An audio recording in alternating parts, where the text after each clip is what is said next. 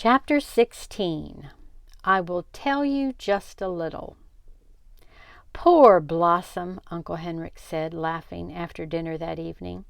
"It was bad enough that your mother was going to milk her after all these years of city life.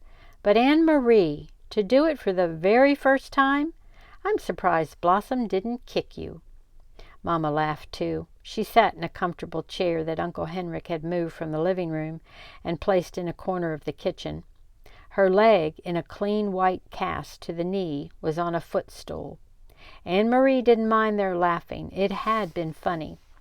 When she had arrived back at the farmhouse, she had run along the road to avoid the soldiers who might still be in the woods. Now, carrying nothing, she was in no danger. Mama and Kirsty were gone. There was a note hastily written from Mama that the doctor was taking her in his car to the local hospital, that they would be back soon. But the noise from Blossom, forgotten, unmilked, uncomfortable in the barn, had sent Anne-Marie warily out with the milking bucket. She had done her best, trying to ignore Blossom's irritated snorts and tossing head, remembering how Uncle Henrik's hands had worked with a firm, rhythmic pulling motion. And she had milked. "I could have done it," Kirsty announced. "You only have to pull and it squirts out. I could do it easily." Anne-Marie rolled her eyes. "I'd like to see you try," she thought. "Is Ellen coming back?" Kirsty asked, forgetting the cow after a moment. "She said she'd make a dress for my doll." "Anne-Marie and I will help you make a dress," Mama told her. Ellen had to go with her parents. Wasn't that a nice surprise that the Rosens came last night to get her? "She should have waked me up to say goodbye," Kirsty grumbled, spooning some imaginary food into the painted mouth of the doll she had propped in a chair beside her. "Anne-Marie," Uncle Henrik said, getting up from the table and pushing back his chair, "if you come with me now to the barn, I'll give you a milking lesson. Wash your hands first." "Me too," said Kirsty. "Not you too," Mama said. "Not this time. I need your help here, since I can't walk very well. You'll have to be my nurse." Kirsty hesitated, deciding whether to argue. Then she said, "I'm going to be a nurse when I grow up, not a cow milker, so I have to stay here and take care of Mama." Followed as usual by the kitten, Anne-Marie walked with Uncle Henrik to the barn through a fine misty rain that had begun to fall. It seemed to her that Blossom shook her head happily when she saw Henrik and knew that she would be in good hands again. She sat on the stacked hay and watched while he milked, but her mind was not on the milking.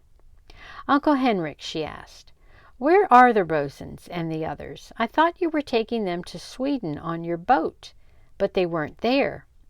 "They were there," he told her, leaning forward against the cow's broad side. "You shouldn't know this. You remember that I told you it was safer not to know." "But," he went on as his hands moved with their sure and practiced motion, "I will tell you just a little, because you were so very brave." "Brave?" Anne-Marie asked, surprised. "No, I wasn't. I was very frightened." "You risked your life." "But I didn't even think about that. I was only thinking of—" He interrupted her, smiling. "That's all that brave means, not thinking about the dangers, just thinking about what you must do. Of course you were frightened. I was too today, but you kept your mind on what you had to do. So did I. Now let me tell you about the Rosens. Many of the fishermen have built hidden places in their boats. I have too. Down underneath, I have only to lift the boards in the right place, and there is room to hide a few people. Peter and others in the resistance who work with him bring them to me, and to the other fishermen as well.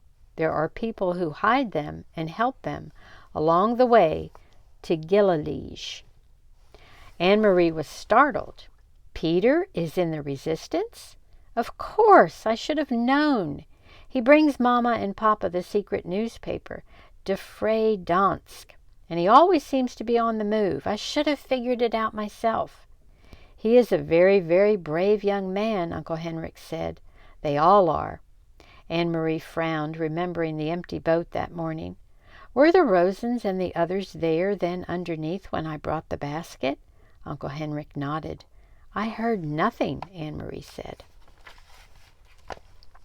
Of course not. They had to be absolutely quiet for many hours. The baby was drugged so that it wouldn't wake and cry. Could they hear me when I talked to you? Yes. Your friend Ellen told me later that they heard you, and they heard the soldiers who came to search the boat. Anne-Marie's eyes widened. Soldiers came? She asked. I thought they went the other way after they stopped me. There are many soldiers in Galilee and all along the coast. They are searching all the boats now. They know that the Jews are escaping, but they are not sure how, and they rarely find them. The hiding places are carefully concealed, and often we pile dead fish on the deck as well. They hate getting their shiny boots dirtied. He turned his head toward her and grinned. Anne-Marie remembered the shiny boots confronting her on the dark path. Uncle Henrik, she said, I'm sure you are right that I shouldn't know everything, but please, would you tell me about the handkerchief? I knew it was important, the packet, and that's why I ran through the woods to take it to you, but I thought maybe it was a map. How could a handkerchief be important? He set the filled pail aside and began to wash the cow's udder with the damp cloth. Very few people know about this, Anne-Marie, he said with a serious look. But the soldiers are so angry about the escaping Jews and the fact that they can't find them that they have just started using trained dogs. They had dogs, the ones who stopped me on the path. Uncle Henrik nodded. The dogs are trained to sniff about and find where people are hidden. It happened just yesterday on 2 boats. Those darn dogs, they go right through dead fish to the human scent. They were all very, very worried. We thought it meant the end of the escape to Sweden by boat. It was Peter who took the problem to scientists and doctors. Some very fine minds have worked night and day trying to find a solution. And they have created a special drug. I don't know what it is, but it was in the handkerchief. It attracts the dogs, but when they sniff at it, it ruins their sense of smell. Imagine that. Anne-Marie remembered how the dogs had lunged at the handkerchief, smelled it, and then turned away. Now, thanks to Peter, we will each have such a handkerchief, each boat captain. When the soldiers board our boats, we will simply pull the handkerchiefs out of our pockets. The Germans will probably think we all have bad colds. The dogs will sniff about, sniff the handkerchiefs we are holding, and then roam the boat and find nothing. They will smell nothing. Did they bring dogs to your boat this morning? Yes. Not 20 minutes after you had gone. I was about to pull away from the dock when the soldiers appeared and ordered me to halt. They came aboard, searched, found nothing. By then, of course, I had the handkerchief. If I had not, well... His voice trailed off, and he didn't finish the sentence. He didn't need to.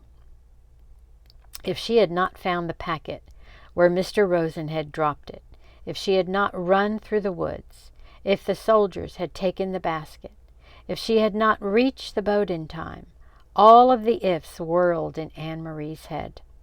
They are safe in Sweden now? She asked. You're sure? Uncle Henrik stood and patted the cow's head. I saw them ashore.